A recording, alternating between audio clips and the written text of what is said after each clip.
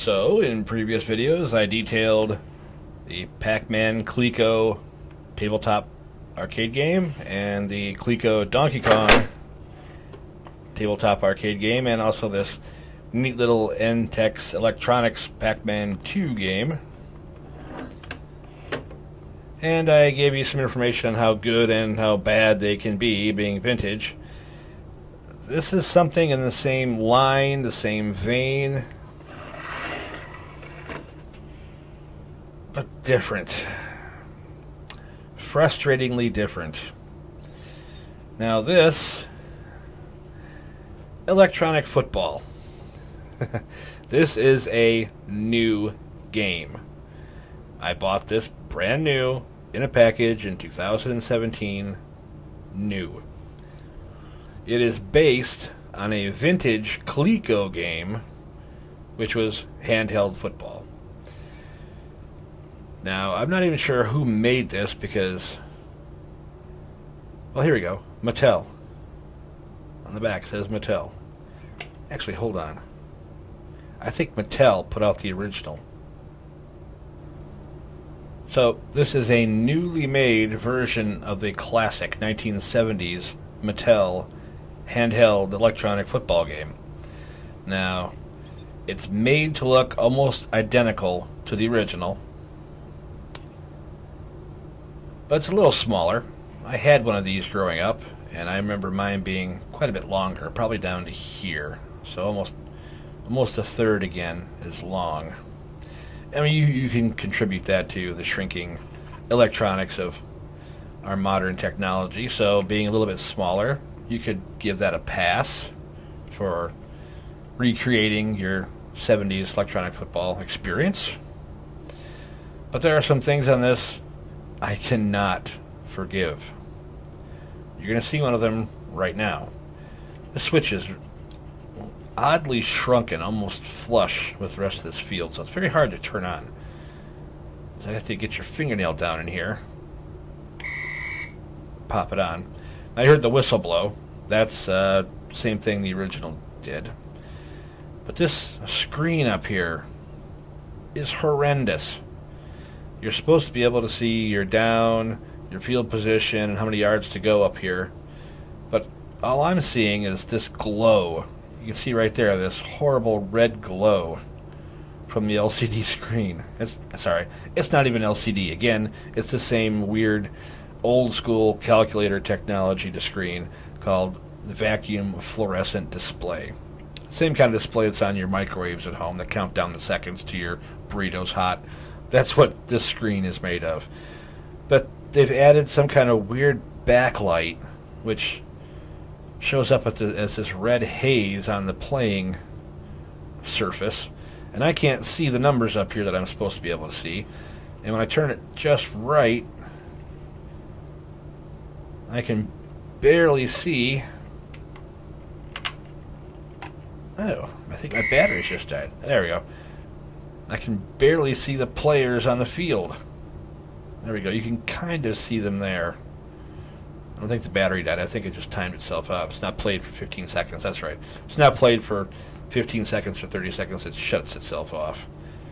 And you can see the weird pink glow coming through the entire game.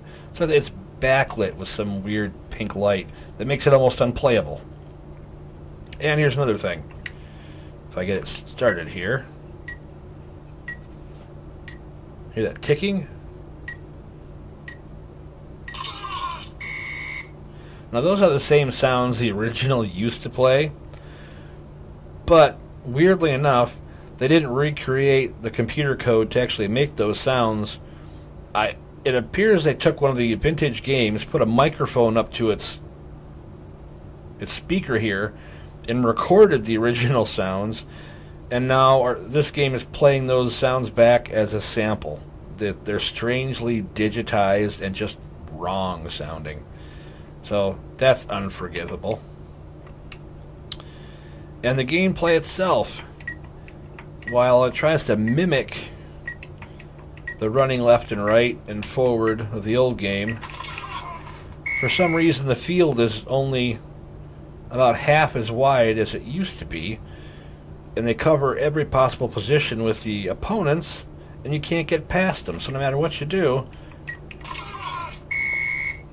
you get tackled a few yards down the field, and you can never progress and get a touchdown. I've never got a touchdown on this stupid game.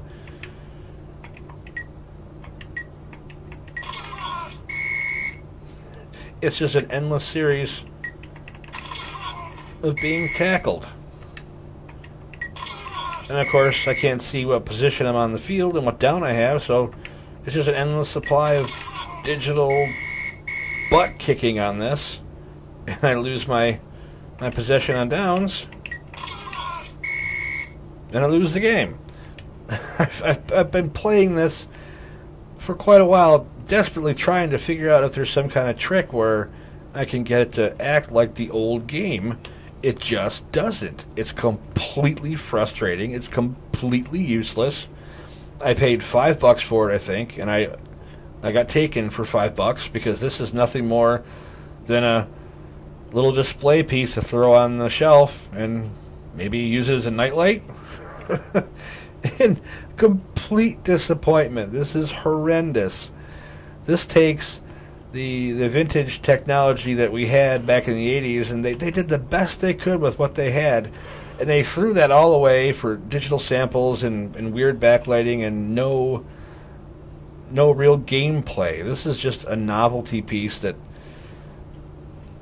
it should be shrunken down to keychain size and thrown on your truck keychain and played with in the parking lot while you're waiting for your wife to come out from shopping. It's just utterly useless. It's a novelty.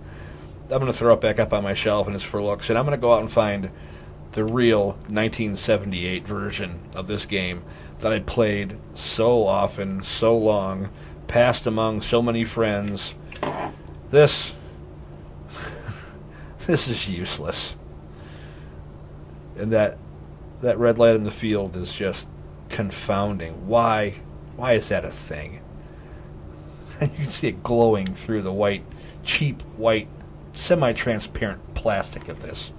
Utterly useless. If you come across this at the dollar store, maybe pick it up, throw a couple batteries into it, throw it on the shelf, and use it as a conversation piece to tell people how much you hate this, because if you play it, you will hate it. This is worthless.